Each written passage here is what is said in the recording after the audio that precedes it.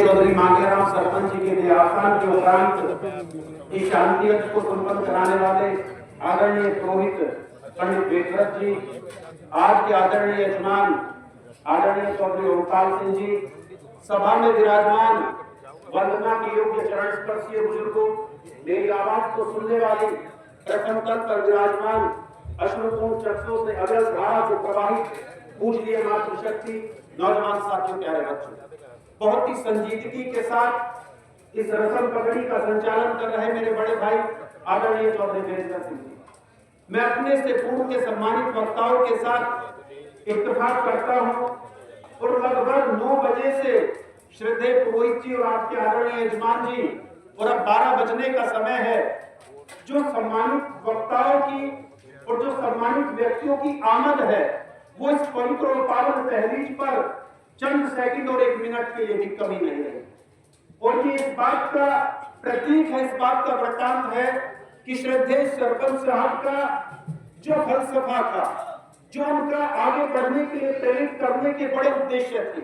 उसकी बातों को तन मन से सुनकर आप सब लोगों की आमद के रूप पर यहाँ पर दर्ज हुई है। मैं बहुत लंबा समय चूंकि यहाँ पर हो चुका है, 2 या 3 सम्मानित वक्ता बड़े हस्ताक्षर यहाँ पर मौजूद है, उन्हें आप सब लोग सुनना चाहेंगे। डॉक्टर जुबेर कबीर जी कहते हैं, खाली बैठा हूं एक काम मेरा कर दो ना, खाली बैठा हूं एक काम मेरा कर दो ना, एक मीठा सा जख्म अता कर दो ना, बड़े ध्यान से देते हो परिंदों को दाना पानी, अगर इतने ही अच्छे हो पिंजरे से रिहा कर दो ना। मुझे लगता है कि श्रद्धेय सरपंच साहब को पिंजरे से रिहा करने के बाद स्वर्ग के एक विशेष कोने में स्थान मिला होगा। बहुत छोटे से 2 वर्णन है, क्योंकि यहाँ पर टीकरी गांव की सम्मानित आमद बैठी है। शायद मुझे लगता है कि चकबंदी का समय रहा होगा, एक गरीब किसान की 10 बीघा की भूमि पर कोई विवाद था, दूसरा पक्ष थोड़ा सा मजबूर था, वो उसकी जमीन को नहीं छोड़ रहा था, और सरपंच साहब श्रद्धेय बासी की 3 पैन लगाए हैं। मुझे लगता है कि लाल, हरा और नीला 3 रंग की शाही होती है। श्रद्धेय सरपंच साहब सिर्फ सिग्नेचर करना जानते थे, उन्होंने इलाहाबाद तक उस मुकदमे को लड़ा और उस 10 बीघे जमीन को मुक्त कराया। उससे पहले उन्होंने ये कहा था, भाई का तो इसकी जमीन छोड़ दे, और जो तू जमीन नहीं छोड़ देगा, जो हमने जमीन इसे न दुआई तो हमें गांव छोड़ना पड़ेगा। बहुत बड़े व्यक्ति 2012 में उनके 4 नंबर के पुत्र श्रद्धेय वीरपाल राजू जी को छपरौली का सूबे की राजधानी असम के शहर लखनऊ का पवित्र हस्ताक्षर बनने का मौका मिला।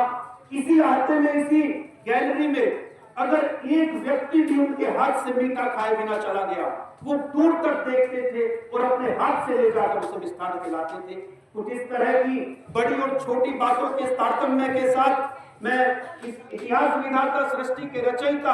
परमपिता परमेश्वर आराध्य से प्रार्थना करता हूँ, गुजारिश करता हूँ कि श्रद्धेय सरपंच साहब के चले जाने के बाद इस परिवार में, कुटुंब में, समाज में जो शून्य स्थापित हुआ है, उसे अपने अनुकरणीय आशीर्वाद से कम अथवा समाप्त कर सके। मैं इन्हीं शब्दों के साथ बाहैसियत विवेक चौधरी इस सभा में मौजूद प्रत्येक शख्सियत को बहुत ही शालीनता, विनम्रता और आत्मीयता के साथ नमन करते हुए, प्रणाम करते हुए अपनी वाणी को विराम देता हूँ। ओम शांति शांति शांति।